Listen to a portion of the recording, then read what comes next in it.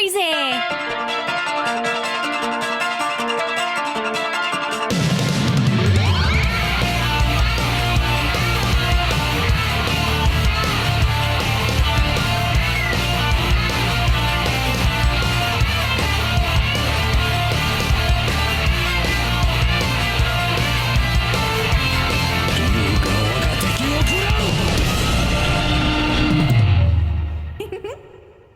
Welcome back, everyone. This is Overwatchers, the podcast all about Overwatch. I'm Garrett Weinzierl. He's Chris, a.k.a. ChanmanV. And Patrick Beja is out this week, but that is perfectly fine. If we can't have the actual Frenchman, we will have a gentleman who kicks so much ass with the French Overwatch hero that, well, we don't need Patrick. It's okay, Patrick. We still love you, but too kind. But we found I would say a fitting replacement. Brian, better known as Kephrii. Welcome to the show, dude. Thanks, man. This should be fun. I've never done something like this, so I'm excited though. Hope I can live up to Patrick's name. Well, to do that, you would have to struggle to get out of gold. Oh, poor Patrick, wherever he is right now. yeah, it's all right. That's all right. He knows. He's prepared. He'd be the first to admit it. Yes, he'd be fine with that. Yeah. Oh gosh. But we'll always be your first, Kephrii. Well, that we'll definitely have that. You know, when you're giant, you're I don't know, hosting some giant Overwatch show or just something on stage and at BlizzCon or whatnot.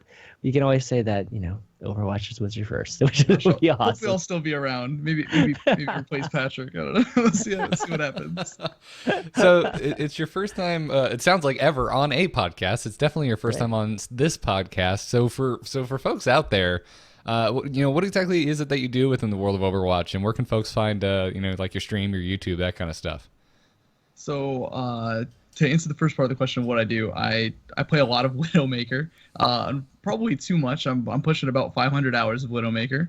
Top 500 all 3 seasons. Anywhere from rank 1 Widow in NA to rank 5, somewhere in that area. I've got Twitter, YouTube, Twitch. I mainly stream, so that's kind of how I got known for doing it. And that's pretty much it. I hold right mouse button and I hit left mouse button. If only it was that easy. Yeah. I would actually be decent at Widow. But unfortunately, it requires a lot of crazy aim skills. And if you've gotten a chance to actually go to his YouTube channel, Kephrii, you'll see some amazing highlight videos. I totally recommend you doing that. Appreciate it. Yeah, you've got some mad skills, sir. I will go as far as to say that because, okay, so we're gonna talk a little about Apex later, and there's been some pretty good Widowmaker play there, and some jokes by the caster being like, yeah, it's like when that guy on your team is like, okay, I'm gonna switch to Widowmaker and carry us, except the players here actually can accomplish that, and that's what I've seen from watching your highlight videos. You seem to be that caliber of Widowmaker, because I am certainly not. When I get on Widowmaker, that is not happening. I'm not getting sweet, like, Apex grappling hook headshots, crazy grapple headshots over the Reinhardt shield onto their Mercy, ruining everyone's day. I was telling Kephrii that even last week, I believe that I think it wasn't too long ago, maybe even just like a couple of weeks ago, I'll just be, going upstairs and I'll just just see what my son's doing on Overwatch. And he's just like, I'm just trying to pull off Kephrii's, Daddy. And I'm like, what? And he's like, yeah, I'm just doing the trick shots where I pull myself up and I'm flying and I'm headshotting and doing that stuff. And he's actually getting decent at it, but he was definitely completely inspired by you, though, where he's just completely trying to pull off the trick shots. It's such a foreign concept to me. People using my name for the name of a shot. I never would have thought that ever could happen. It's funny, man. So cool. So give us a bit of your gaming history. I mean, were you always this ace shot sniper? What games came before Overwatch? So the biggest game that I played before Overwatch would have been Halo 5. I actually came from Xbox. So wait, what? A little weird how that worked, but I played a lot of Halo growing up. I've kind of been playing FPS though on PC and console since 2001. So I've had a lot of years to play. Starting with Halo PC back in '01. So it came from pretty much any first-person shooter just about I've played, and that's kind of my background. Kind of your jam, So, huh? so have you tried Overwatch on the console? So I I started on console from Halo. I was like, oh, I'll pick up Overwatch. I realized very quickly that the aiming was kind of choppy, and it was just something didn't feel right. And I was like, you know what, I'm gonna go try it on PC. And I played Widowmaker on PC. I heard that dink noise, when you're playing Widow. I was like, yep. I was like, this is for me. I was like, this is instant gratification. I press left mouse button, the target disappears, and I just never went back. It's been great. Oh, that's awesome. So it just kind of came naturally. There wasn't much of a learning curve because of your history with FPSs. I would say so. There's definitely, like, when I look back at my older videos and watch some of that footage, I kind of cringe at my positioning and whatnot. But most of the muscle memory's kind of the same. It kind of came naturally. Fortunately, I lucked out. Well, awesome, man. Well, before we get into what's been going on in the world of Overwatch since we last recorded, we want to thank our sponsor of this episode, .game domains, which are available pretty much anywhere domain names are sold. So if you're a GoDaddy fan, what's wrong with you? A web.com fan, etc. You can find GoDaddy's the worst, man. You can.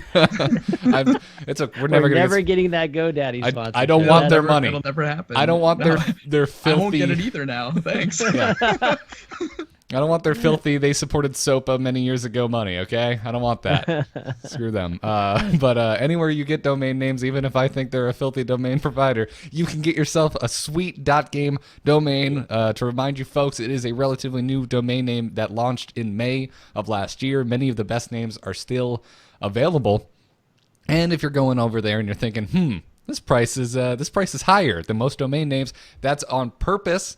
It's a premium domain name. If you are actually developing a game, you've probably run in the past the issue of web squatters who are sitting on a domain name, hoping for a sweet payout, and not having the price to pick it up in the first place be as low as they usually are. Deters quite a bit of that most awful practice. So. Go and check it out. .game domains, again, available just about anywhere domain names are sold. Now, guys, what could possibly be the biggest flutter happening within the Overwatch community? Could it be that we got like a picture of what could be maybe a new hero, maybe possibly? Is this another Terror Cruise thing? What is this? It is not another Terror Cruise for codes, What? Yeah. Oh. Mercifully, all of the buzz around the latest character to be revealed in Overwatch is not around an ARG code yet. Anyway, it comes from a lore interview on the official Overwatch site. We've been introduced to this new character of Kephrii, who hails from Numbani, and apparently is quite prolific at artificial intelligence and also it sounds like robotics in general. So a lot of folks have just immediately jumped to the conclusion of, oh my god, we're looking at the next hero, where a few others have taken a half of a second to realize that, oh, this character is, I believe, 11 or 12 in the lore here, and it would be... well, disturbing if we were taking pot shots at a child in a shooter. So I would have to say that she is, I'm sure, involved in some way in the next hero, but I don't think she's going to be running out on a battlefield while people like Kephrii try to line up the best headshot. Hopefully not. It might not have set a good image. No. Yeah.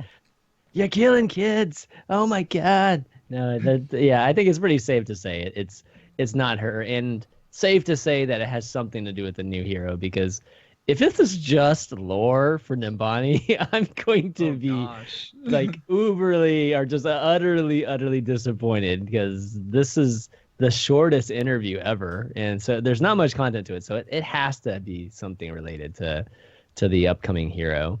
And so there's a lot of theories out there. There's some theories that like kind of match the like old theories, like some people that came out with one in particular that had I think that talked to like the Lunar New Year, right? Like people were talking about. Yeah, it was Yeah. it was a guy, spreading a leak on 4chan, and it kind of basically Yep. gave a bullet list of upcoming stuff, and one of the things on there was, as you said, Chanman, the Lunar New Year. So part of his list has been proven.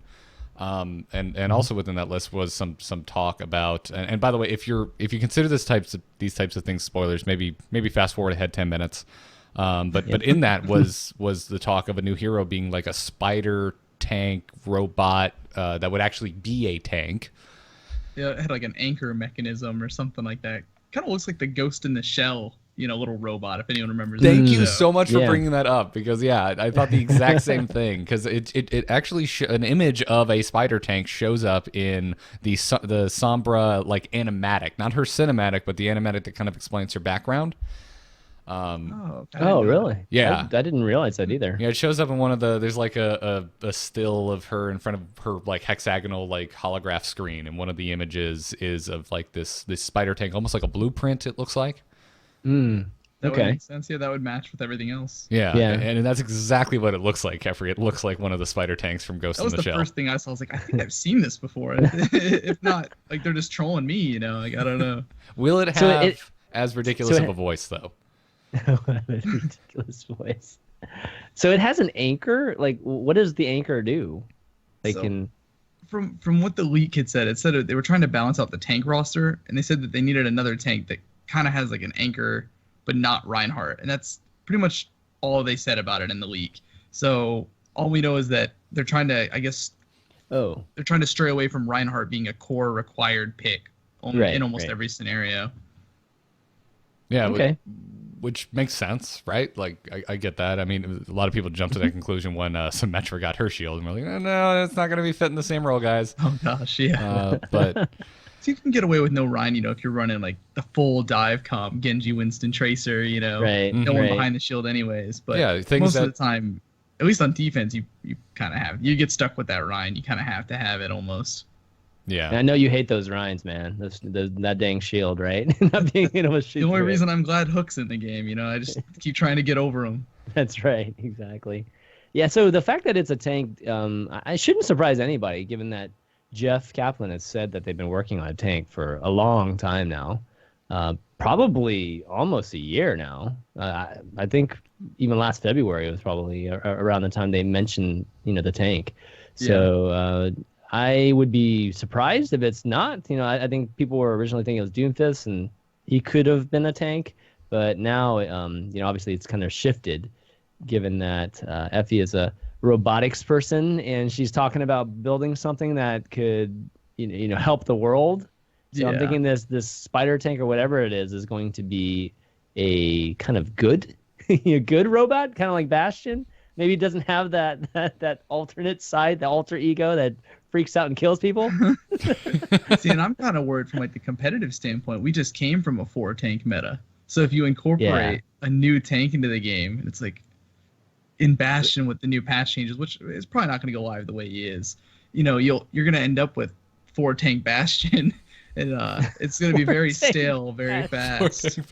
Oh my gosh, that would be a sight to see. But wouldn't you think Bastion would kind of break that tank type of meta though? Because especially if it's like Ryan and anything that has a shield, it just basically destroys it, right? So that's where the fun part comes in. It becomes which diva is better at managing Matrix. So what you end up with a Reinhardt and a Reinhardt, and then just a Bastion and a Bastion, and a Hog and a Hog. Sorry. You get all the tanks lined up, and then it's who can prevent the shield from breaking first, and then that team has to back down. And so it's so fun. it's miserable. Damage boosted Bastions, just spraying at shields. Yeah. Yeah, hopefully it's not that. hopefully the spider tank will be more of a replacement than just another addition. yeah. I'm definitely interested to see how it works. Like if it can climb walls, or I'm really interested to see how they implement that. Yeah, I mean, a lot of this, it really lives or dies based on the kit that this Mm-hmm. potential. Again, we're not talking on fact, but it's very likely this could be the case. But it does depend on how the hero actually plays. So, And next thing you know, with all that mobility, you'll have like this tank spider thing that becomes a flanker DPS wannabe. I'm interested to see how it pans out. Yeah, like how much does it like eat Diva's lunch with Diva's, mobility? Yeah. Yeah. That's kind of what I like. It like to me, like what we've heard from, if this leak is true, in my head, it's like a Diva Reinhardt. That's kind of how I'm visualizing it as well. Yeah. That sounds sick. Actually does, doesn't it? Sick. Yeah. So, Okay. right up my alley, given that two of my mains are Diva and Reinhardt. Oh, there you go. Yeah. It sounds miserable for me. I'm not excited about this at all. Yeah, and in case you're sitting at home going, no, the next hero is totally Doomfist. There's been so many hints. Jeff Kaplan has come out and said that the 24th hero is, quote, not who you think it is. So all signs. Which is basically saying it's not Doomfist without saying the actual word. I was pretty surprised at how well they held off us finding out about the little spider hero, up until, because everyone was thinking it was Doomfist. At least I know I was ignorant up until like a couple weeks ago when I heard about it. Maybe that was all on purpose. It was just a big red herring. So this would be a surprise. All of a sudden, Terry Crews is his voice acting a spider. He's the voice of the spider. Oh my goodness, that'd be He's so voice great. acting an 11-year-old from West Africa. Is that brilliant. what you're saying? Oh my god, that'd be so awesome. He's like he's using a falsetto voice the entire time. Hey, I'm Terry Crews, yeah. Oh man. Maybe we'll get that for Oh for April Fools. Terry Crews voice line switching. Yeah. Gender bent Terry Crews. That'd be fantastic. Gender bending. Sign me up for all of Yeah. that. But yeah, it's exciting, right? Like as long as this doesn't drag on until BlizzCon, this is exciting. Oh, yeah, God, that please was obnoxious. no. I think we're about due for a new character because we seem to get one every 3 to 4 months, at least since launch we have. So given that we've been getting one at a time and not getting like two at a time like we did that previous BlizzCon, Oh yeah, that's right. we should be getting one like right about now. So I forget how. So with Sombra, they just literally announced Sombra, put her on PTR just for approval, just like the console approval process basically, and then she was out, right? Like 2 weeks I after. remember it was a really big letdown. I remember reading something on Reddit. There's a lot of disappointment with all the hype up to, and then they solved all of the whatever they call it, all the ARG or whatever the term is. ARG. Mm-hmm. They solved all of it, and then they're like, so now what? And they just sat there waiting, and then BlizzCon announced it, and then that was it. It was just a big letdown. So I don't know how they're gonna avoid that this time around. I think it all revolves around timing. Like how long do you tease us? Because that's what I think that for me with Symmetra, that was the issue, right? Because not Symmetra, Sombra. I always do that. Man, I do it I too. didn't remember Symmetra's release. Man, he must have been around here a long time. No, with Sombra, it lived or died on how long that took, and it took too long. And I'm sure they've had to learn their lesson, right? Like, I think they're probably a lot more conscious of when they start teasing out the next addition to the game. But I guess come back and ask me how well I stick by that when this hero actually releases. Yeah. I don't think there's anything quite as new and witty as the first ARG was, and so I don't see them doing it with this one. The ARG was, I feel like the ARG is one of those things where there was such great feedback from the first one, and the second one was still pretty fresh, but then they just kept going with it, and maybe they just released it too early, to be honest. If they would have done the ARG maybe 3 months later than they did, then it probably wouldn't have felt like it did by the time BlizzCon came around, because it was ridiculous. People thought it was coming out for Halloween. The community, maybe, and their potential to solve it. I think there were some clues that didn't get solved, so it wasn't working out very well towards the end of it. Yeah.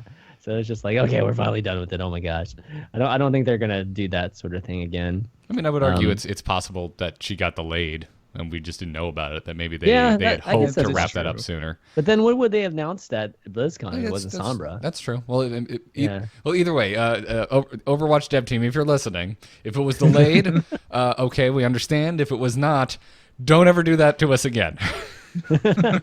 Yeah. So that being said, I was still excited at BlizzCon. Oh, it was fine. definitely hype at BlizzCon. Yeah, it was a lot of God, it's like one of the best presentations was BlizzCon. Yeah. When At BlizzCon was Overwatch. That being said, when I went to go actually try Sombra at BlizzCon, it was all Sombra versus all Sombra. That was interesting. But 6v6 Sombras. Nothing better. Nothing better. Yeah. nothing better than everyone being stealth, so you run and you just don't see anything. One EMP and nobody gets to play the game. Just everybody's just stuck there. You played much of her or no? I played a good chunk of her. I duo with Cody, who's the number one Sombra. So coincidentally, so I get a lot of exposure to Sombra.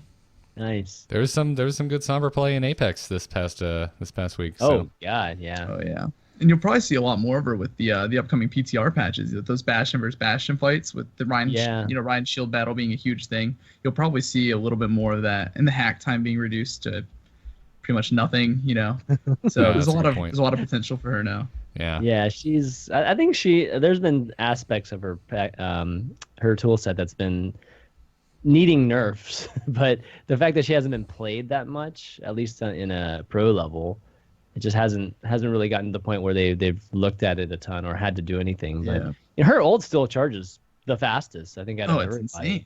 Yeah, it's ridiculous. Quick. It's just the lack of damage on her, on her left click. It's little damage with high spread. It's very difficult. So I think if they gave her a little, it's a hard balance. You give her a little more damage, next thing you know, she's too strong. And then you have her where she's at now. Yeah, exactly. But with the Bastion, like you said, the Bastion right now, that's going to be crazy. That guy is so hard to kill, being tankier and healing. And so, I think Symmetra, or not Symmetra. Garrett, what are you doing to me? No, Sorry. It's Sombra going and hacking him. I think it's going to be a big deal. Oh, yeah. Bastion will be in the meta. I think that's Sombra, pretty clear. I think Sombra ult right now removes Winston ult too, and if I'm not mistaken, like the upcoming patches, like it's pretty ridiculous. Yeah, and it's hard to stop her. I mean, she just teleports on top of the team's Reinhardt or whatever. Yeah, it's or like instant hack. Anything, Yeah, it's like literally crazy. It'll be fun. I think we'll see a lot of it'll encourage a lot more coordinated team play, I think, in the pro scene, that it'll make for more enjoyment than 4 tanks standing there shooting at each other. Yeah, definitely. If it gets bad enough, I want to have an open dialogue about a reveal mechanic on one of the heroes. Or Hanzo. Yeah, exactly, dude. Support Hanzo. That's where we're going, man. Good old support Hanzo. Support Hanzo. That's great. We've been seeing a lot of Pharah Mercy lately, though, too. That's been popping back up, at least in this current patch right now. I don't know where it's coming from, but it never went you away. must like that. I feel like I love it personally. I'm sure you do. I get so angry when I watch some of the streams or scrims, or the pugs. I'm like, somebody pick Widow. Like, there's a Pharah Mercy. Nobody wants to. No, Widow's just nobody likes forever alone. It never went away in my rank, and I think it's because there's no one's good at Widow. Like, I think people have just forgotten that she's there, or how to play her, or how to play against her. It's just kind of everything. So it's just like she's not there. She kind of got the Bastion treatment. No, in the lower ranks, she's still there. She's just not good. Yeah, exactly. It's like, hey guys, we've got a Widow. Oh, I guess we got to go triple or quad DPS then. And this is not me saying I'm the better. This is not me the saying Widow. I'm the better just Widow. ignore her. Just where she can do whatever she wants. No, but not jumping too far ahead with eSport. I actually think that Widow being in the meta will be important when Overwatch League debuts, or when people first get exposure to Overwatch eSport, because Widow, I think Widow is one of the few characters that is pretty easy to spectate and pretty easy to understand what's going on, given that people are already used to watching CS:GO and the ops and just sniping. So I'm hoping that Widow will be a big factor in the meta in the coming months, like hopefully by the summer. Yeah. And we'll be able to debut the league, showing some crazy cool headshots and things like that. Well, I think that's the kind of stuff I think you need to highlight with esports, right? Like, you need to highlight those heroes that really set, like, it shows starkly the difference between a pro and your average player, and I think Widow and Sombra, especially what we've been seeing with the Apex League. That's exactly what it is, because I'm not seeing that in my games at home. I'm not seeing Sombra, period, and if she does show up, that's certainly not what it looks like, and the same goes for Widowmaker. then you have Cody and I show up with Widow and Sombra, and you're like, what the heck Whoa, just what's happened? going on? Yeah, if it's on my team, Mind I'm blown. praising the Overwatch gods, but that's probably not happening. I think you're absolutely right though. With like for Overwatch to grow even more, in terms of spectator viewership, that first person shooter aspect has to be there. I remember I was showing my friends Overwatch for the first time, and they're like, "Yeah, I don't really know what the hell's going on. Like, you got this Mei, this Winston, like, there's abilities. What? Like, I don't understand." But McCree's easy to follow. It's kind of like the Deagle in CS:GO, or right. whatever CS you come from. And then you got your AWP essentially with Widow. So I think without those two being one of the first characters that you'll see when in encountering Overwatch, it does kind of make it harder to follow and get into and appreciate. Yeah, I think first person point of view, Widow is the best one. I think Pharah's probably up there too, just given that Pharah's The Quake you know, background. yeah, too, there's a Quake background. It's it's like an overhead view too of everything, and it's not shaky. That's the biggest thing, right? Pharah will Yeah. drop and go up and drop and go up, but it's not like jittery and tracers and Genjis and just like that kind of craziness, right? Yeah, there's a fluidity to it. Yeah, there's definitely fluidity to it. So for spectator eyes, I think it's a lot easier to follow, and just understanding it's very good, and just getting that feel for the skill, right? It's a very direct understanding of how much skill it takes. So yeah, I think it's going to be pretty important. I don't know if they're going to or not. They'll probably just, there's a good chance they just let the meta kind of flow just organically, and then whatever it gets there. But if they're going to force a meta, I would force that meta with the timing of the league. I think the whole reason was that they were just worried about, what is it, like 20 million plus people play Overwatch, and then I think like the top 500 of us want to see more Widow and McCree, these action-packed FPS shots, Yeah. but everyone else doesn't really enjoy spawning and dying, and being trapped in their base by a sniper, so it's hard to balance. But those other, like I think that at the lower levels, like we were just talking about, right? The Widows are terrible at the lower That's levels. true. So as long as you make it, at least make the maps and make the, the tank balance something does make aiming or at least positioning with Widow a very important thing. I think it's fine. Because even like right now, right? Reinhardt's just block it all. It's like, it's very easy to counter a bad Widow. He's just like, hey, everybody get behind my shield. It's like, it's cool. That is true, yeah. Shield breaks and drop a Winston bubble, yeah. Right, exactly. Well, should we move on? I mean, obviously, the other big stuff right now is today. It's over. Season 3's over. The year of the Rooster is over. So say goodbye to those sweet skins. Sorry guys, it'll be back maybe next year. Well, I think the year of the Rooster ended last week. You're right. My apologies. Yeah. Season 3 ended. Season 3 ended today. Yeah. So you got your points, like all your competitive points that you can buy golden weapons with.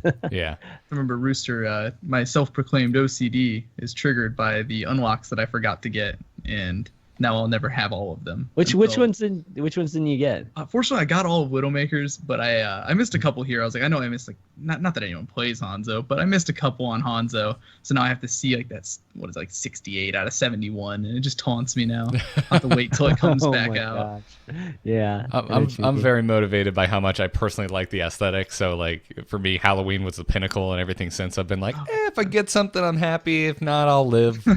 Really? I thought you loved the Rooster. I thought you liked. There were some I really liked, but it wasn't like Halloween, man. It wasn't like not getting my We had an event for Halloween, which was me. Like I don't know that Junkrat, like that whole game. I loved Halloween. Was way better than the CTF game mode, and I loved that. The Junkenstein's Revenge, whatever it was called. I want more of that co-op content, man. It was really fun.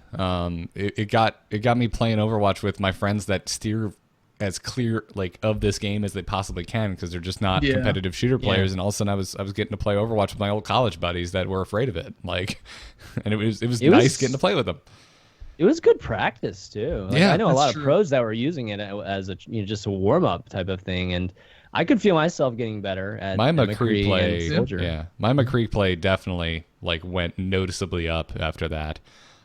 Again, I'm not a great player, so take that as a win. But de-stressing and like de-tilting after a tough game. You're like, let's just do one, Junkensteins real quick. Yeah. Just do a high noon, kill 25 guys. It feels good. It feels great when you can kill all. Yeah, you're You let them all Yes. beat on the door and then just like high noon and kill like literally 25 guys. But- Oh, yeah. That's awesome. But yeah, for You me, mentioned the aesthetics, man, and it just kind of pinched a little nerve. I remember Widow's just not getting a skin, man. I don't know what's going on. She really But she's what was it? gotten- Summer Games was the last skin she got, and it wasn't even good. Like, Yeah. it's kind of bad. well, it's like I feel like she should have gotten Halloween skins, but she got her Countess skin before that. Even like it's just a regular Yeah. skin, and that to me looks like a Halloween skin. I think they kind of ate the Halloween lunch early with some of Widow's skins. Yeah, and then they had the winter skin, so they didn't really give us a Christmas skin either. So I'm like, this Yeah. kind of sucks. Yeah. Yeah. So hopefully I mean, they'll give us something soon. I don't know There's when the next certain event characters is. like Widow. There's certain characters of Widow that have been getting no love, and then you have like Roadhog and Tracer that literally get a skin every single Yeah. single release, and it's just like Junkrat There's got two really obvious- great ones back to back. You know. Yeah, he did. You're Really? absolutely. And then You got- there's well, I know Halloween and the New Year one. Those two were really good for which Junkrat. one was the New Year one? I forget. He's like goldish red, you know, kind of looking. Oh, you Terrible just description. yeah, yeah. well, for yeah, just, Junkrat, his all his grenades are firecrackers. Oh, that's right. Yeah. Yeah. I got that one too. Yeah, Yeah, that's true. Yeah, so But he so- didn't get a No. Christmas. He didn't get a Christmas one though, right? yeah.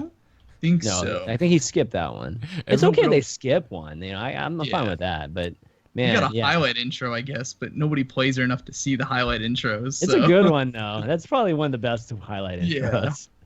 Thank you. By the way, thank you, Kephrii, for getting invested in skins. Because after every episode, I always get like at least one message like, "Garrett, you casual scrub. No one cares about skins as much as you do." And it's like, yeah, you know what? Most people I talk to get really excited about Overwatch skins. Get off my back. When you play Yeah. 500 hours of a character, you get tired of looking at the same skin and the same weapon details.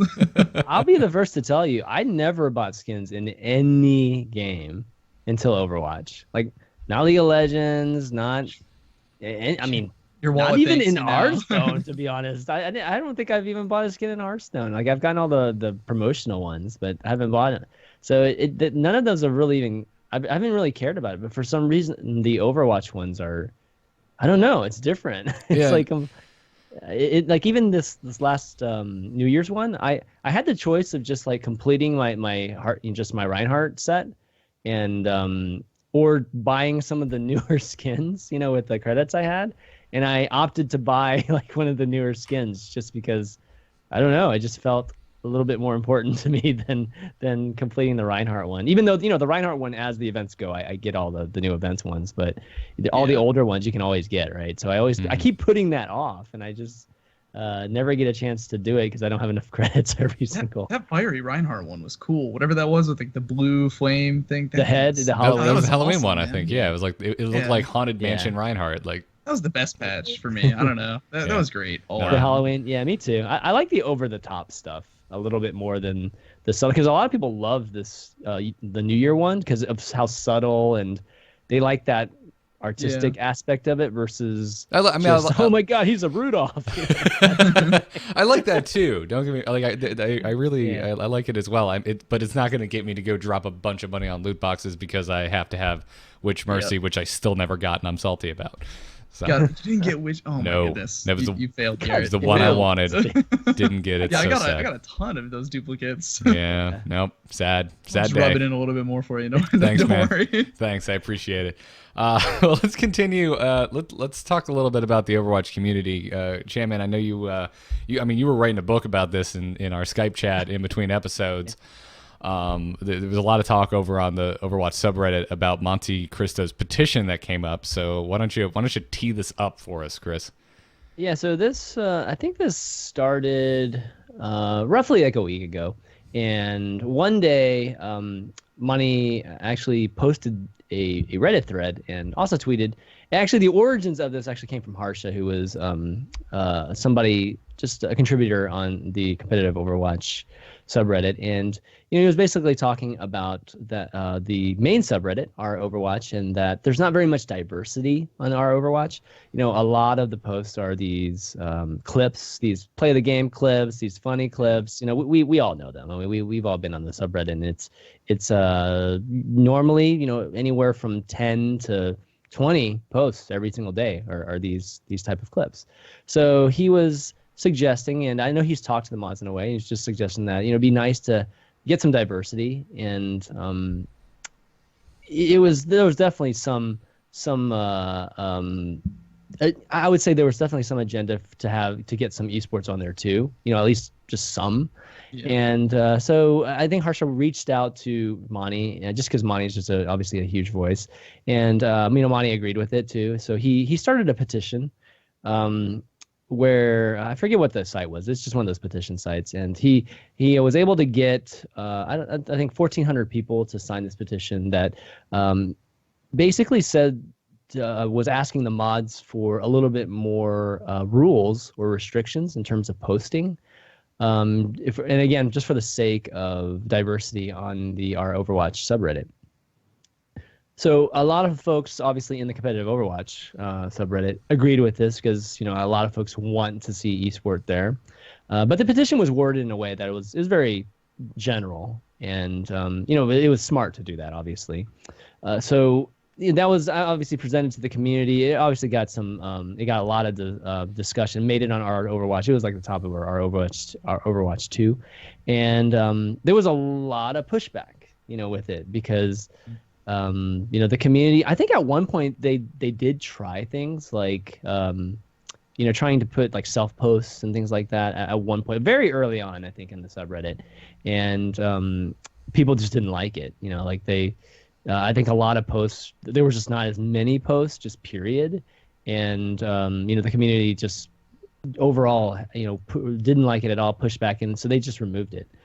So ever since then, it's just been, almost like a free for all. I mean, I wouldn't say totally free. They do some modding. I mean, the mods for our Overwatch have done a good job. So I'm especially very given how much content's on there. Yeah, I mean, we've got 780,000 people. I mean, it's probably the fastest growing subreddit on Reddit, and now I think it's top 5 probably gaming subreddit on our Reddit right now.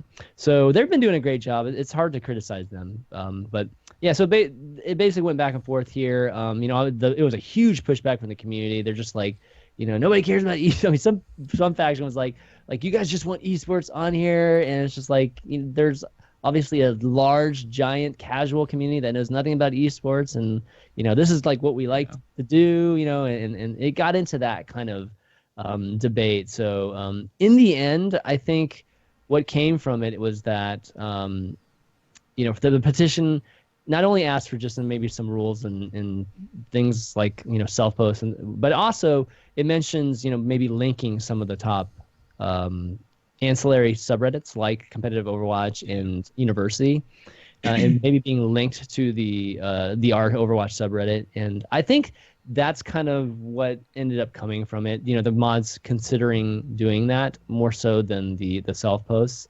So a big debate in the community. I personally, I'll be honest, I was torn actually between what the right thing to do here was, because personally, I don't like to see so many clips. They get old. It gets old, and every once in a while, and particularly on this show, Patrick always brings some like really great ones, and we talk about it, and it's it is a big part of the community, and it's fun, and so we talk about it, but the volume of it is like super high. So part of me is like, okay, yeah, it'd be nice not to have as many of those, but then part of me is just like, I think we're just being impatient because organically these things will subside, and Overwatch just happens to be super popular right now, and I think the motivation to try to get other types of posts on, particularly let's just say esport, it takes time. It takes time for the narrative to kind of switch over to a little bit more of a competitive, or just all these kind of cute plays to subside a bit, so that we can get some more just like music videos and just more cupcakes that are Overwatch, like we see some of those, we just don't see as much as we do in like other communities. Yeah, so I don't know. What do you guys think about all this? Yeah, I mean, I'm in your camp a little bit, Chris. I mean, I'm a little split. Obviously, I think you and I might be a bit biased because it would sure be nice if there was a little more podcast love on the subreddit. Yeah, just saying, just putting it out there. It'd be really cool if content that actually takes some time to put together and edit and post and book guests like Mr. Kephrii here. Like, that'd be cool. We got a little love, just saying, subreddit. But I'm also used to it, right? Like, this doesn't surprise me in any way. And honestly, if I'm comparing the Overwatch subreddit to the other subreddits that I keep up with, like Hearthstone, like Heroes of the Storm, I will take fun clips and people actually getting excited about the game over people just esports drama vomit all over the place. I don't want that, and that tends to be what comes with the territory when esports start to move up in the ranks in a subreddit for a specific game. I don't want that. I will take a look at this ridiculous Roadhog hook off a cliff over, so and so, There's some pretty good ones of that. Good old hook 1.0. Yeah. I mean, there was some great ones of that. That's for sure. I'm guilty, man. I've clicked those clips, and I always Nothing get wrong with clicking those clips. I mean, fancy clickbait titles, man. They're so witty now. I know, man. Like, I can't help it. There was a while with literally the entire subreddit was when you XXX. Oh yeah, that's how you get front page. Yeah, exactly. Yeah. It was crazy. My favorite still hands down was the you're gonna kill me on Streamer Showdown. I don't know the name of the map, but there's the big old hole right in the middle. It's Koth, and there was see, I should know Ilios. this. It's literally a well. That's embarrassing. So you got the Roadhog who jumps off and hooks a diva bomb right into the hole, and it's crossfading with what is it, like Iron Giant the cartoon. I was like, this is the greatest thing ever. Whoever did this. Yeah, so at least that took like a little extra effort, right? Like they went out and cut together stuff from Iron Giant. But like I get it. But I mean, at the end of the day, man, all subreddits get pretty echo chambery. I mean, they all have that problem. Yeah. So and one of the biggest things that I think that was mentioned in the petition too. Or maybe it wasn't the petition, but it was maybe the discussion. The petition was that, most of these posts, there's just not many comments. Like you'll have like 2,000 points on this post, and then there'll be like 50 comments or 30 comments. So there's just not that much engagement from the standpoint of discussion or commenting, and there's something to be said about that too. It's like there'd be nice if there were just posts. Typically, like posts that get a ton of upvotes generally have a ton of comments too, because there is discussion based around it. But when you're just clipping like just literally like Twitch clips or whatever they are or Jiffies, then there's not much to talk about. It's just like it's you just mean funny. Giphies? Yeah, it's just they're basically like memes. I mean, they're funny and you look at them, but it is given that how valuable that real estate is on Reddit, and I'm not talking about from an ad standpoint. I'm just talking about it's a large portion of the site. It's like 75% of that page is the top 25. That should we have like so many clips occupy that much? That's really the question for me. In the end, it always leads back to the fact that Reddit has just become the gaming community sites for like all the games, and Reddit is not equipped to do that. It wasn't meant to do that. It just kind of was created to fill that gap and then stuck around. Yeah, well, it was created and people it was just popular because it became essentially your news feed for just all the gaming communities. And because of that, it just all of a sudden became just the place where everybody comes every single day, and thus it's your community site, right?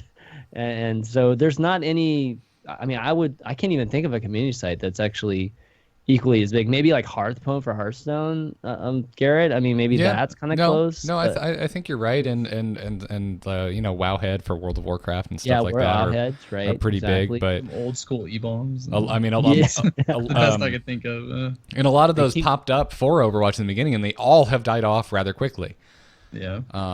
Which makes sense to a certain degree. Overwatch isn't updated to the degree that a game like Hearthstone or World of Warcraft is, and that's where those like websites, that's where they got their start, and how they're still around to this day. So I don't know. But at the end of the day, like a petition to me just seems like going so much further than it needs to go. Like Reddit at its heart is, I mean, there are other subreddits to have the discussion that these guys want. They're from the subreddit where these discussions are already being had. I'm not against. Just want that exposure. Yeah. And I don't think Reddit. I mean, I'm sure it's capable, but what would be nice if you could do, even just like maybe the first 3 posts are from competitive Overwatch. With like a see more button. Like, hey, if you want to see more content like this, go to this subreddit. So that way, it kind of gives it the initial exposure and then redirects them to where it belongs. So then at least there's a little bit of. I don't know how that would work, but at least it's getting some esports content on the front page, but not taking over. Yeah. I mean, it's one of those things where, again, I think it just comes down that to we're just being impatient. You know, like if we start forcing things, then it's just like, okay, why are we forcing esports over forcing like, you know, university stuff, which is like educational stuff, or forcing memes, you know, like the competitive memes or Overwatch memes or whatever it is, right? Then there's like this whole fairness issue, you know, aspect to it, and you know, like there is this very purest, natural, you know, way that Reddit's supposed to function, right? And I think it does work like that well. Sorry to cut you off, but I think you're right because like for example, Temu, he had some really nasty shots with that Widow. And despite it being esports, it still hit the top of the front page on the Overwatch subreddit. And so, I mean, I ultimately, I guess, good content, whether it's, you know, memes, laughter, or skill, it'll make its way up there. It's just a little bit harder for, you know, like the strategy posts on university and whatnot. I guess that upsets people. Well, you think the strategy post would actually do better in a way because there's a ton of people that would love to, you know, it's like tips, right? I think tips generally right now with the casual audience, I think tips work great, more so than esports posts. So I'm not surprised. Like the esports, like I think the or the global games or whatever, or the you know, the BlizzCon stuff that made it to the front page too. I think when there are times where esports has a big event, which hasn't been very often. I just be quite frankly, I mean, I love esports, but there hasn't been very large Overwatch esports events to date. I mean, it has made it to the front. So I think, again, like people are just used to the other gaming communities where the freshness, the newness of the games have died down. Yeah. So the esport narrative kind of carries on, you know, like, or becomes a larger part of the overall narrative and discussion of the game. It's like CS:GO, for instance, right? CS:GO, you go to you know, you go to the global offensive, and it's like half of it is esports. You know, at least half of it is esports. I think you touched on the right point there. Like Overwatch, I think a part of it, right? So like competitive Halo, even competitive Halo, it was easy to follow esports and just regular Halo because it was so integrated well. I think the hard part with Overwatch is that you never really know what tournament's going on unless you follow it because there's so many different things, you know, whether it's Apex, what is it, like OGN or whatever it was called, you know, then you had the World Cup, which was at least advertised. You have the Winter Premiere, you have was it North Atlantic, you know, you had all these different things going on, the Face It tournament, all these, and they're so hard to follow and find. They're not consolidated in one place and given maximum exposure and a budget. Whereas maybe that'll get fixed with like Overwatch League, and that'll actually integrate well and give it that seamless transition from the regular game to competitive esports.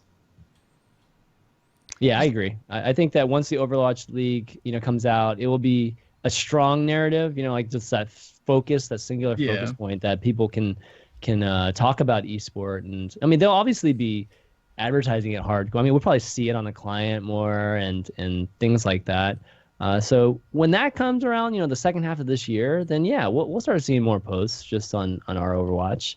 But you know, right now it's just not the time. So forcing that right now, like forcing, I don't know what's on like our whole competitive Overwatch right now. You know, it's probably some kind of just player news or speculations, and that making it on the front page of our Overwatch. Just doesn't make sense. I mean, like we have a ton of people that are, you know, just in that, you know, I guess you would say casual, you know, casual demographic right now, and that's fine. I mean, they don't care what the pro teams are up to. right, and that's understandable. 20 million people. Well, and I think it's hard for them to care. And Kephrii, I'm interested on your thoughts on this because Chris and I talk about this every time we get on this on the show right now. Because I mean, as we're going to talk about in esports later, and heck, we could even talk about it right now. You know, the show can be fluid, but there's not a lot to talk about. We have Apex going on right now, and other than that, it is just players leaving teams, players joining teams, teams disbanding, teams being created. That's hard for. I think that's very difficult for the average Overwatch enthusiast to care about, especially when there's not an official league at the moment. Like I personally don't find it all that interesting. Like it's hard for me to get invested in a team right now because Yeah. They're changing Well, Apex constantly. by nature kind of made it that way. If I'm not mistaken, Apex locked these teams in and said, "Hey, you're competing here with us, and Yeah. deal with it," you know. And so now you have like kind of that. You already had like the tier of teams of like who belonged where, who was kind of the best teams, and then Apex kind of just outed it and said, "These are the best teams. This is it. They're locked here and they're going to compete. Everyone else kind of go do those other tournaments, you know, make ends meet elsewhere." So trying to figure out how to tie this back to what I'm saying, but I'm hopefully you can see where I'm going with that. But there's definitely a divide, I guess you could say. It's like, again, there's no one big event where all the best teams are there and it's marketed well, and it's like, all right, the best team in Overwatch will be determined at this tournament. There's nothing like that since maybe E-League, or something like just and the E-League didn't have all the Korean teams, so it's like we're just missing that big central focus. That's huge. I remember as a kid growing up playing Halo, and I was so excited about the next MLG LAN. Is it Rally? Where's it gonna be? And you show up and there's 500, 1,000 teams. And next thing you know, you're in losers bracket up to the finals, and it's just a lot of great stories out of a lot of hype, a lot of people, and you always kind of knew because you could always see that one place, the one tournament, all the brackets, and I think that would make it a lot better. But it is hard to care and be invested in a team, like Garrett said, how can you pledge yourself to energy when, or for example, Luminosity, Seagull's on Luminosity back in the day. Everyone was all about it, and then Seagull leaves. Next thing you know, he's on energy. It's like it's hard to have your loyalty or allegiance to one team without knowing what the heck's going on. Yeah, and not to say that doesn't happen in traditional sports, but it happens during a certain point of the year, when the games aren't going on. And so getting back to your earlier point, Kephrii, like kind of that longing for the MLG days, which I absolutely get. I remember that in the early StarCraft 2 days. Why do you think we're not seeing that in Overwatch? Because to me, my brain immediately goes back to timing. I know we talked about the importance of timing earlier with the Sombra ARG and how long in the tooth it was, but do you think they announced Overwatch League too soon? Do you think that's what it is, that they kind of stifled the grassroots esports effort because we know sometime relatively soon Blizzard is going to come in and be like, this is what you should be watching?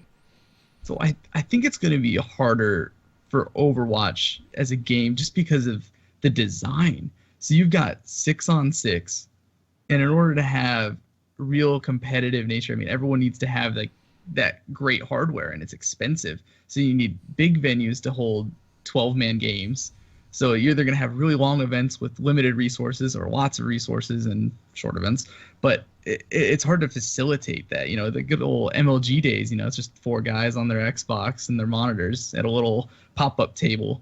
So getting all those computers, all those resources, all those people into a venue big enough to hold it all and a network stable enough to have it all, I don't even know if it's feasible anymore, especially on LAN, to have that many. I mean, it's a little difficult. Yeah, I mean, it is definitely much more difficult having to support, just have team games, and booths and all that good stuff, right? But we have seen it. I mean, MLG Vegas was, I think MLG Vegas was a big success, and the only reason, from a production wise, it was great. The only reason why it didn't, I don't think it fully reached or really had that giant exposure or whatnot is because it was streamed like on YouTube and the MLG broadcaster. If it was streamed on Twitch, we would have gotten a crap load of viewers and it would have helped like continue the momentum from BlizzCon. But to your point, Garrett, about just just talking about them announcing it early, I think they just wanted to have. I think it was a combination of things. They wanted to have an epic announcement. Every single group, every single team wants to like one up each other at BlizzCon. It's it's just a normal thing, right? And Overwatch, I think, had the best presentation because it had Overwatch League and it had that awesome Sombra announcement. Yeah. But Overwatch League was probably one of the biggest things that came from BlizzCon. And during that time, they were trying to, basically raise investment, like trying to get investors to actually participate in this. So it was somewhat of a sales pitch as well as an announcement. So I think that's why, if it was all about releasing it and just your typical kind of announcement or releasing of something big, then yeah, they did it way too early because 6 months in advance and us just literally talking, just the scene just basically waiting for that is definitely not good. But I think they had another they had another agenda with that too, and we don't care as much about that, but obviously trying to figure out how this is all going to be paid is a big part of it. Yeah, no, I think I've spoken on previous episodes how that trailer is not for me. I think that trailer is lame. Yeah, it gives a lot of hope to a lot of people not on pro teams already. Like, oh well, it's not like Cloud9's just gonna disband, or any of these teams are just gonna disband when Overwatch League appears. So that kind of gives some of the more casual players that chance, that opportunity to get in there and compete. And I kind of like that they announced it early, because I know other games, people are playing like, yeah, what's the point? Like, why am I still doing this? But at least that really long anticipation period, they get to say, oh, well, I don't care about this season. I'm waiting for Overwatch League. It kind of gives them that cop out when they're not playing well, and it gives them something to look forward to, if they actually are genuinely looking forward to it, so they kind of get a little bit of both. Yeah, and I mean, it allows the teams and the players to get situated. It still might be a little bit too much time because, again, like, at least the information is just not coming out very readily. I mean, nobody knows anything, and it's been 3-4 months since BlizzCon, so everybody's just still twiddling their thumbs. And we have our teams, but like, are we still going to have teams once this thing started? Are they going to literally break us up into individuals and have combines and that sort of thing? They need a timeline for, like, I'm starting to notice a trend here with with Overwatch, whether it's hero releases or patches or whatever it is. I feel like there needs to be a time period, like, hey, every 2 months, let's release a little bit more, or not talk about it yet. Just don't just cut us off for 6 months and not tell us anything. Yeah. Right. That's always hard though, because especially when you're talking about Blizzard, like the king of when it's ready. I mean, all of a sudden you start. And not saying that I wouldn't love that, Kephrii. I would. No, but reality. But you're imposing, what could end up being harsh deadlines, and we might end up with something that's half baked, which I'm not sure I want either. When it comes out, that's for sure. But anyways, kind of bringing it back to the whole money thing. I think in the end, I would be happy if we just got links to the top ancillary subreddits. That deserve it. You can set whatever standard you want. Like, as long as they have 50,000 subscribers, then it's worth linking off of the main subreddit. So on the side having competitive Overwatch and having the university, Overwatch University on there too. And then whatever gets to that 50K subscriber mark, then add it to the side, and just having people just be aware of it. I think that would be enough for me at this point. And the self posts, maybe it's something that's worth trying, like, every once in a while. But if they immediately push back, then fine. It's like, do it for a weekend or something. If people don't like it, then revert it back. I don't mind testing it every once in a while, but forcing that, just really pushing as a community to get them to change it. I'm definitely not in that boat right now. Yeah, to some of my thoughts, the petition is overkill, but maybe make the main Overwatch subreddit a bit more of a hub for the Overwatch representation on Reddit as a whole. I just want to point out, I'm amazed at how far we strayed from the Reddit topic. Just then, that was it's a talk show, man. I think you brought it back. I don't know how you found that. You just looking at it, oh wait, we were talking about that, weren't we? Well, thank you, Kephrii. That means a lot to me. I appreciate it. Would I went down that rabbit hole? But I mean, now that, like, thinking about it, like, I think it's difficult to have this discussion about wanting more esports talk on the main Overwatch without talking about Overwatch esports as a whole, which right now I think it's a constant maelstrom of change. That is true. Yeah. We only have 25 slots, guys. That's it. You know what I mean, on the front page, and come on, like, Overwatch. There are like probably 100 viable threads every day that are being posted. So it's just the structure of Reddit. It's not made to do what we're making it do. Yeah. And we just have to live with it because it's not changing, guys. Like, maybe if the Reddit Battle.net forums got a little bit better. I've been saying this for years, man. Like, I don't know why, the developers just don't take the onus of starting, maintaining and starting a community site Yeah. because they officially do, but nobody goes to them. Like, they go to the blogs, they go to maybe the forum Go to posts, the bug but threads once in a while. yeah, but but there's no actual community site that people, a portal or whatever that people actually use because it's not updated. Like, there's a reason why people don't use it. It's not updated in a very real-time fashion.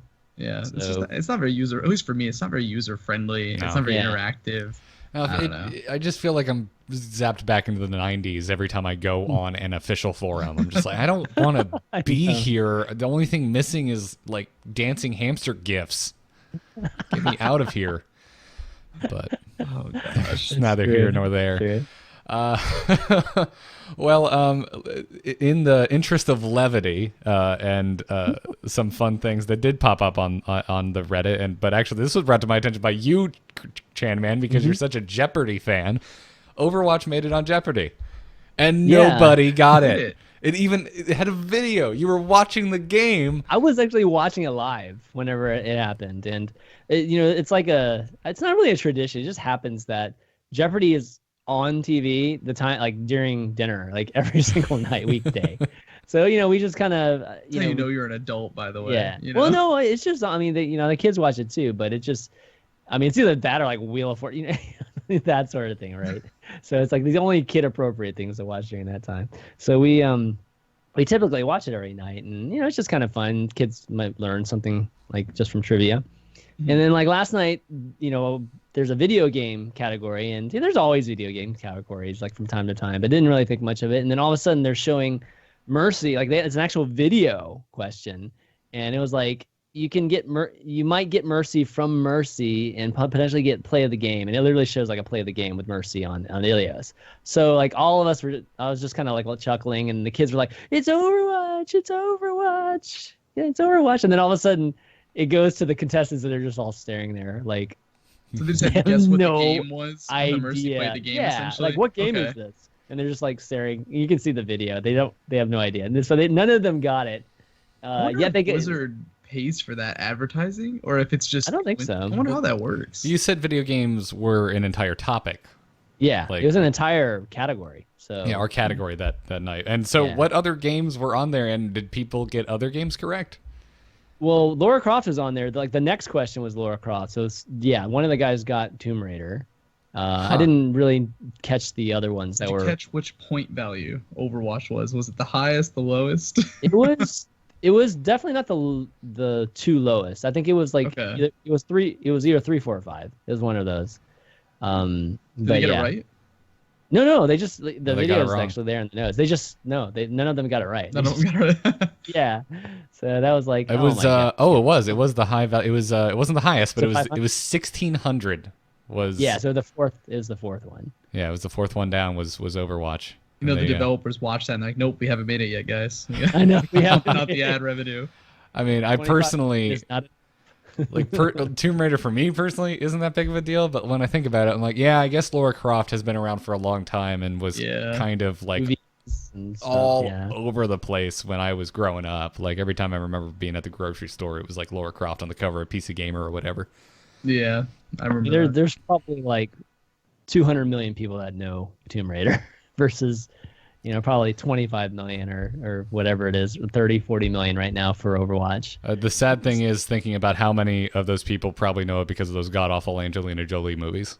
Oh, gosh, yeah. Well, what's crazy is that they showed just a picture of her. And That's it was actually the first thing that comes to my mind when you say Lara Croft is that picture, No, So it was on but the magazines. Yeah, it was on the magazines, but it is a modern version of her. It's not like what we remember of Tomb Raider, this very cartoon-looking caricature. I mean, this is like a DeviantArt-looking drawing. Oh, of okay. And they got that though, so it's kind of like okay. I remember you'd get them in the mail with like those beta discs with like the 12-something games on Yeah, there man. or whatever. That was Yeah. Those were the days. Actually, I think the first time I Yeah. played Tomb Raider was on my buddy's like turquoise see-through iMac that looked like a television set. That was the first time I ever played it. But yeah, no, I think Overwatch still has a way to go. Also, let's be honest here. Tomb Raider, they got one damn character you remember the name of. Overwatch has That is true. 23 memorable characters. So Well, why did they show Tracer too? I wonder if they would have showed a different character. That it might have. Mercy's pretty big. That's a good point. Yeah, I wonder which would be the most entertaining to show though. Like maybe McCree kind of has a little mix of soldier maybe. Tracer is the mascot. I mean, at the end of the day, that's a really good point, Chris. I think if they had showed Tracer, I think it was a lot more likely that one of the contestants would have gotten it.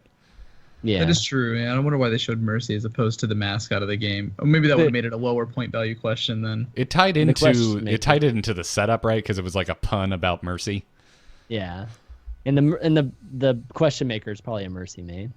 Actually, yeah. It's probably it's obviously a screen cut. I mean, it was clipped from a real game. So it probably has their gamer tag in there. There was. Guys, check this out. I'm gonna plug me. Yeah. Yeah, exactly. That's fantastic. It's cool though. It's great seeing it on Jeopardy though. Yeah. That's actually pretty neat. Well, we've already talked a lot of esports. Was there anything we didn't touch on, Chanman, that you made sure we wanted to highlight this week? Just quick, player news. IDDQD, who's a very popular player and streamer, who's been, off of Fnatic for a while now, officially joined NRG. So joining Seagull and crew, which is pretty exciting given that there's two of the biggest streamers in Overwatch, getting a chance to be on a team. And that's usually the formula for fan favorites, in terms of teams when it comes to esports. So I think a lot of people will be rooting for them to do well. If they haven't already been rooting for them, given that Seagull's on there, that they'll be rooting for them, I think, even more so now. So that's going to be interesting. And then Harblue leaves Complexity, which was a bit surprising, given that Harblue was always one of the key players on their team. His Roadhog play is unbelievable. So a lot of speculations as to where he's going. I think Kephrii has a little bit of insight, but he can't say. But there's been some talk of, what if he actually joins NRG too? Given that Harblue is a pretty popular streamer himself, that would be pretty crazy. I don't think it fits well roster-wise, but that's fun ideas thrown. Like they're saying get DSP Stanky, and get everybody in on there, make the ultimate meme team for NRG. Exactly. So without speaking to the things that you probably can't speak to, Kephrii, I mean, what do you think about this? I mean, do you have a safe guess where you think he's going? So for Harb, I don't ultimately know where he's going. I couldn't actually make an educated guess, even off of a stream. If I had to guess, him and I are supposed to get Qdoba during off season. He actually lives 10 minutes north of me, Harblue. So I'm holding him to that lunch date. So maybe I'll get some information out of him, there. If no one tells him that I'm coming for it, but I really don't know where he's going yet. I've been trying to get. I've been talking to some of the other teams, like, hey, do you guys know where Harb's going yet? Nobody's leaking it yet, but Harb's an interesting guy too, man. He's a little bit of a free spirit, so I think he'll be. I wouldn't be surprised if we're just utterly surprised as to where he goes. But he's awesome. He's funny. He's a funny guy too. So, well, I would guess that's not going to be completely predictable. So energy probably not in the mix, but a lot of people are just kind of making the team comp too ideal. Unless Harp completely switches his main and doesn't want to play tank anymore. That team's already got a lot of slaying. It would be scary though. IDD QD's hit scan with Seagull and Harv on. Oh man, that would be a terrible team to face. I wouldn't want to play against that. Seagull on support. That would be pretty. That would be the most support Hanzo. It's coming back, like you said earlier. Right? Exactly. Right. Oh my god, that'd be crazy. No, but that's the two big player news. A couple, I guess, team news. Actually, one I didn't even put on here. So the X Reunited roster was picked up by E United, which I think was a really good pickup by E United, given that Reunited is a very solid team. I think there was some speculation that TSM might try to pick them up, but that never happened, and people are still wondering what TSM is going to be doing now, since they've been kind of holding off on picking up a team since they had all that drama with the previous Complexity team, right? That's good for E United. I think they've gotten a pretty solid team for probably pretty cheap, given that Reunited, has a known brand, but they're not, they've never been tier 1. They've always been kind of like top of tier 2. So that's happened. Too Easy started his own team, Bench Boys. That's got some notable players that are very, very good too. And I think a lot of people actually think that he might make some splashes there, given that Too Easy's just he's always been pretty renowned at building teams. So this just could be his next foray into building yet another team from scratch and having it do well. Like he did with FaZe. Right? So we're really interested to see that. As in terms of the events, Apex you mentioned, Apex is kind of coming into the final stages of the group stage, and it's getting interesting. The actual Western teams, which really had a rough start outside of Envy, is in position to possibly get out. I think all 4 of them. Envy's already guaranteed to go into the top 8. But the other 3 are in the mix for the second spots in their group, and it's going to come down to these last matches, on Friday, as well as next Tuesday, to determine who comes out of the top 8. So we're talking about Cloud9, Misfits, and Fnatic, and they're all in potential tiebreaker situations too. So all 3 of them could be in these crazy two-way, 3-way tiebreakers for the last one. So a lot of drama and excitement going into the last couple of weeks of this. And then once that's done, they'll go into top 8, and it'll just be single limb from then on out. And then we'll wrap things up in March. So pretty exciting there. Some great play there. We've been seeing, like you mentioned, Rascals, Sombra, that made highlights everywhere. So that was obviously really, really good. But I'm curious to see how Envy's going to do against. Envy had a pretty easy group, but I want to see how they do against the Kongdu Uncias and the Lunatic Highs, just the solid teams. The Koreans are definitely showing that they're improving, and they're right up there, just with the top teams in the world. But that's Apex. The other thing to really note is that there's another, I would say, NA only league that's going on with Carbon Series League. I don't think it was meant to be NA only. It just happens to be NA teams. That's how it ended up, yeah. Yeah, Carbon Series started up, and they're doing their own. I think it's like 6 weeks or 7-week league with 6 teams, and I think it's based out of Colorado because ZP and Hex are casting it.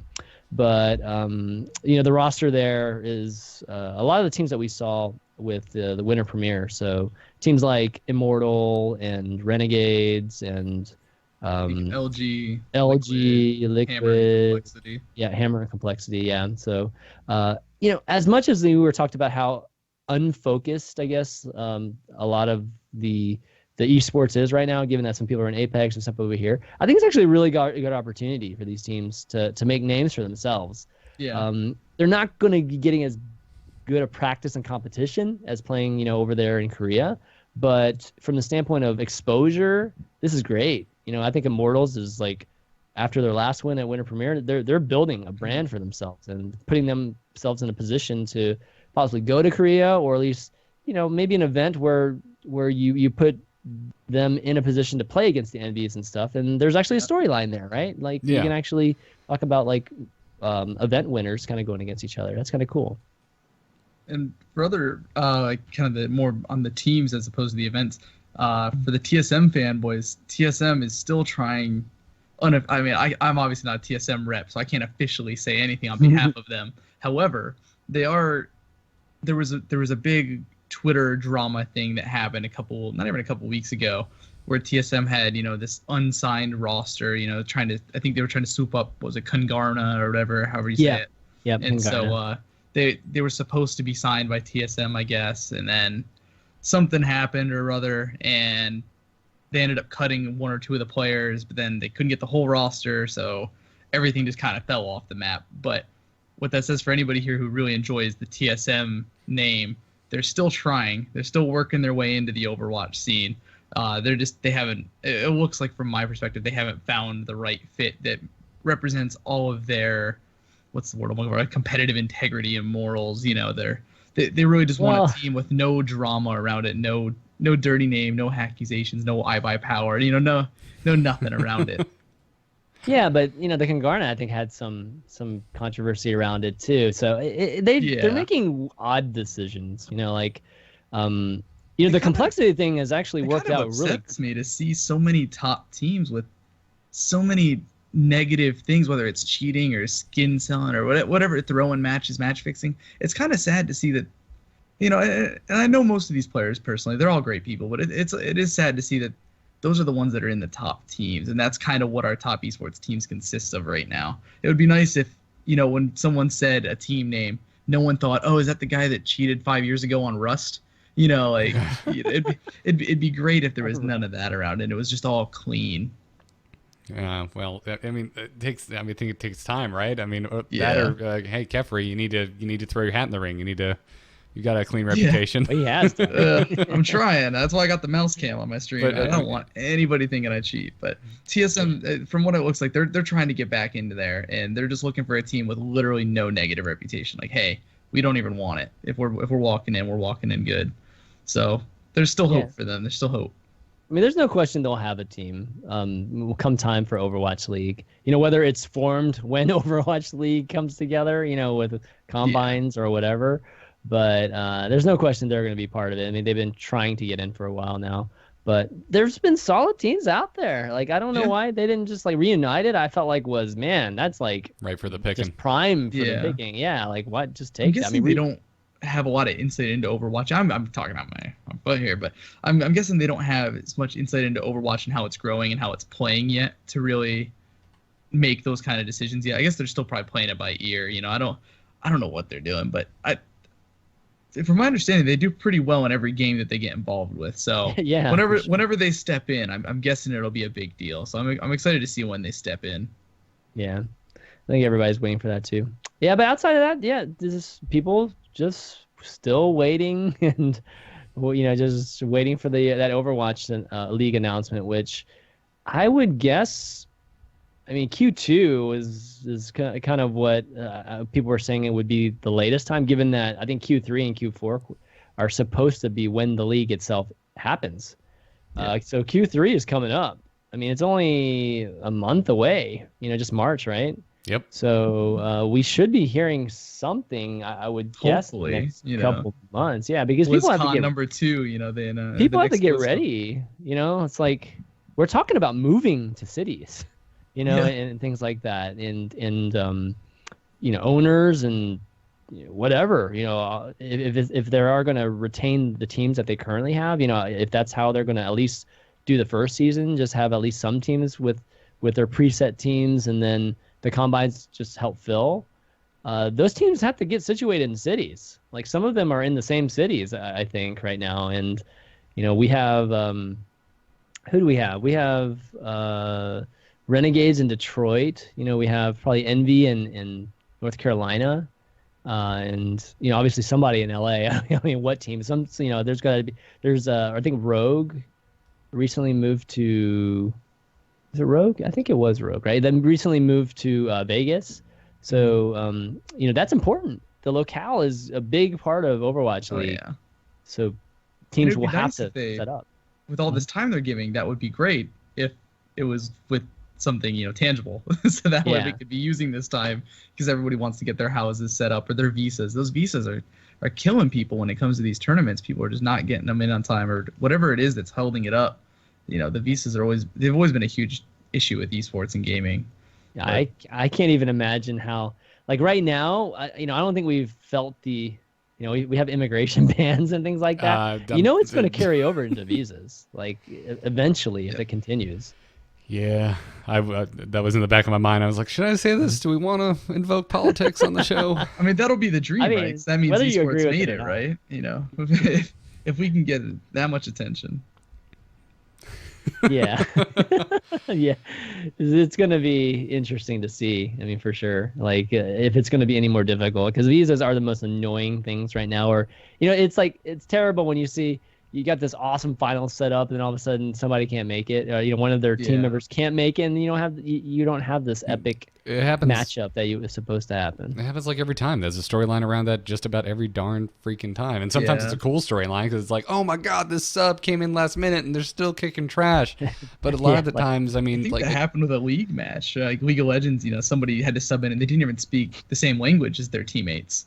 And I can't remember which team it was. There was a big deal about it. It was a couple years ago at least, but I remember they won. It was hilarious. Yeah, and that's good too. But again, I mean, to tie it back into our arc from this whole episode, which is we want a team to root for. We want a storyline to grab onto. Exactly. You lose that with these visa issues on top of everything else that's currently happening with the flux of Overwatch eSports. But yeah, man, I don't know. I mean, do you think there's like a chance? I know, Chris, you know, usually we're pretty good at hearing about whispers, but do you think there's a chance that the teams out there that are going to be involved in Overwatch League already know what's going on and they're really staying tight-lipped? I mean, I think there's a chance, but what I've heard is that there isn't. Like, none of the team members still know anything right now, which is. I'd find that hard to believe. I feel like there's probably a few of them that do know what's going on, maybe because they're, you know, already set, you know, to be part of it. But word out right now is that none of the team owners even know anything right now. So they're just kind of sitting and waiting too. And, you know, picking up these teams, it's kind of risky in some ways, right? Because who knows what happens to these contracts. I mean, they're probably super short contracts anyways. They're probably like 3 months or maybe 6 months at max if they signed, you know, late last year.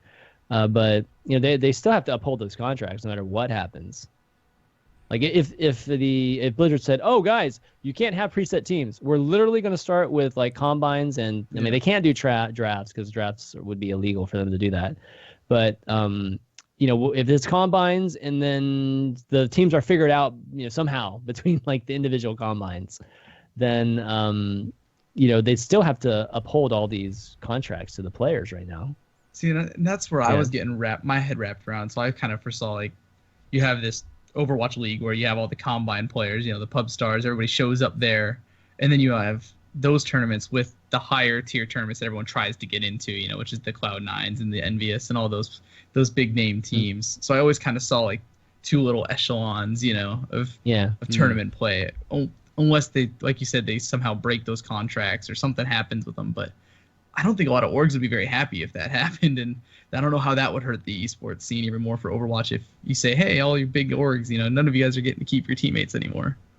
Yeah, I find that I would be shocked if that happened. You know, like they basically force these teams to break up, given that and they're already formed, you know, in a way. And they were formed in I don't know. It was a very open market, so you could have like, you know, lack of parity because of that. But I think generally speaking, the teams are reasonably even. You know, like I think it's been fair. You know, like the teams there's no from other scenes. Absolutely, this scene. You know, I've been in other scenes, not even just not my previous games. You know, where whether it's ego that prevents you from getting new teammates and branching out and finding those other guys.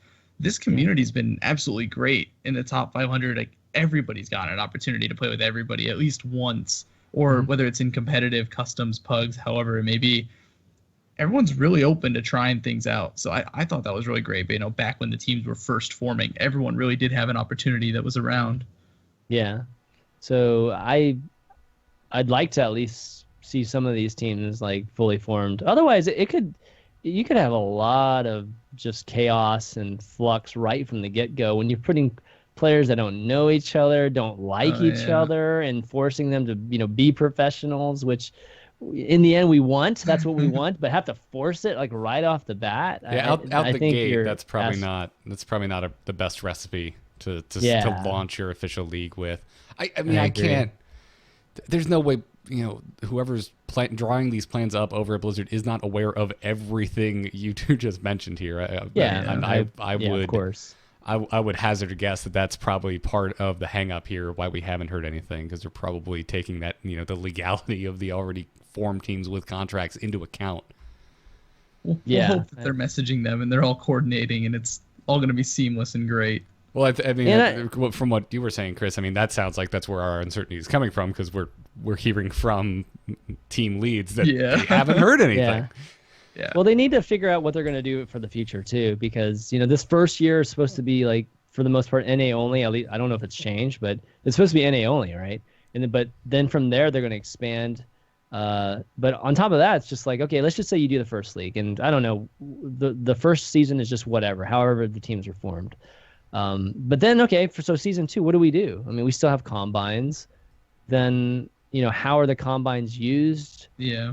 Again, I mean, it'd be nice if they could use the draft. It's just right now there's a legality issue with drafts. Not having a players union, there's a whole monopoly aspect to that. Just for those that don't know, can you speak a little more to that? Because I don't fully know. I don't know the exact, exact legal details, but basically, if you don't have like an organization or an entity representing the players themselves, then they're in some kind of then legally you could say that Blizzard has a monopoly over these players, and obviously that there's a lot. I mean, there's basically that whole aspect to it, right? It's basically unfair for any other league, I guess, I guess there's something to do with that, basically. Okay, but I know, lines. Yeah, okay. I know the draft is definitely illegal, though. I mean, not from a legal standpoint, is a blocking point for it. So, I think it's possible to have one. Like if you went through and get all these things like players union and everything like together, but I don't think that's going to actually happen. Right. We can't even get players unions together like in esports that are already established. So that's the draft's not going to happen, at least for the first season. But eventually the draft would make sense. I think the draft, when originally the league was presented, there was some talk of that, and I thought that was like super fascinating. Just having that, combines with the draft. Otherwise, the combines, it's like, what is the combines then? It's just a way for random people to go prove themselves, and then who's invited? Like people that you already know are good, right? So it's kind of odd as to how that's going to work. Especially I'm really not a big fan of the whole online tournament thing. I don't know, maybe it's just my console history, but I really love LAN, and it's so unfortunate just because you said combine, and I'm thinking, how are they going to facilitate a combine? And I think, well, it's going to have to be an online thing. And it's like, okay, great, now you got to get all these teams of 6 online, to do this style. Maybe the top however many placings will go do LAN somewhere. But yeah, I think logistically it probably will be online, at least in the beginning, but I'd like to see it not be online. I'd like to see a combine be like a real combine where you go there and you do interviews too. Like you actually figure out the personality aspect of these players too. That'd be so cool, and it would set such a precedent, right? Like, yeah, it's just logistically you have to pay for all that. So yeah, I don't know. You have to pay your own way to the combines, or the teams, or just the league pays for it. That's money. That's definitely a lot of money. Yeah. Well, like as we end every time we have this discussion on the show, I guess time will tell. Hopefully it will come soon. Oh gosh. Yeah. Hopefully March will usher in movies worth seeing again, games worth playing again, and Overwatch League news. Please. Thank you. Yes, definitely. So, anyway, I think it's about time to wrap the show up, which means we need to thank our patrons supporting us over at patreon.com/Overwatchers. Thank you all so much. Thank you to our producers, LVE and .game. But also on this episode, thank you to Bloody Shy, Meowser, The Dan Murphy, Sylvan C, Sean G, Angelo N, Adam W, and Max P.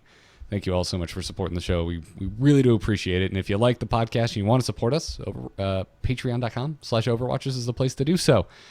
Kephrii, you're our guest today. I really can't thank you enough for coming on. You've been fantastic. Where can folks find you if they want to see some of the sickest Widowmaker shots out there? Oh gosh, shameless self-plug since you asked. You can find me on Twitch. I'm usually live every day except for the weekends, 7 p.m. Eastern. If you can't catch me live, I try to upload at least once every 2 days or so on YouTube. Just type in Kephrii, my name will pop up. Same with Twitter, Facebook, YouTube, all the social media. I'll pop up if you type in my name, fortunately. I've been blessed with that. Awesome. Well, for our audio listeners, it's spelled Kephrii, or not F, sorry, Kephrii. Phonetically with an F. Yeah, Kephiii. Exactly. There we go. So find him on Twitch, find him on YouTube, find him on Twitter. And other than that, Chanman, where can folks find your work around the web? You can find all my different shows. I do Hearthstone shows as well as a very esport centric Overwatch show. In addition to the Overwatchers, you can find that all on Twitch.tv, and all the VODs are on YouTube. Actually, Twitch.tv/ChanmanV, and then the YouTube is YouTube.com/ChanmanV. And then this Friday, we're actually going to be doing another Streamer Showdown, which is a game show that I do. A game show like Jeopardy and that type of game show. And we're doing the Overwatch edition. And Kephrii is one of our contestants. So we're getting the double time, Kephrii, this week. But you got to study for it, man. You sound like you're not even ready, dude. I'm gonna do worse than Poke. I don't know. I was watching. I was like, I don't think anybody can be worse than Poke. But now that I'm realizing it, like, holy crap, I suck at this. I'm gonna give you some quick tips because Stir is actually good. So yeah, he was killing it. I'm gonna have to okay, man, study the maps, literally go into custom game and just scour the maps for any weird spots. If you learn the map names first. Gosh, oh no. Yeah, maybe study the maps. But anyways, it's gonna be a lot of fun. We've got Rachel hosting, Stir, Kephrii, and Poke. The contestants. So check that out. It's gonna be most likely on Stir's channel. So that's twitch.tv/Stir, and it's going to be 1 p.m. Eastern. Awesome. It's a lot of fun, and hopefully you guys can check it out. Well, follow @ChanmanV on Twitter. I'm sure you'll get the updates there, wherever it ends up streaming. Folks, you can follow this show on Twitter @OverwatchCast. You can send in emails to mailoverwatchers@gmail.com. That is mail as a parcel, not as a gender. And subscribe to us on iTunes, anywhere podcasts can be found, or youtube.com/AMOVETV. I personally can be found on Twitter @GarrettArt, and every podcast I do, including this one, is over at amove.tv. Go check it out. Thank you again for listening. Keep those iTunes reviews coming if you're an iTunes listener. And until next time, good luck and have fun. Bye.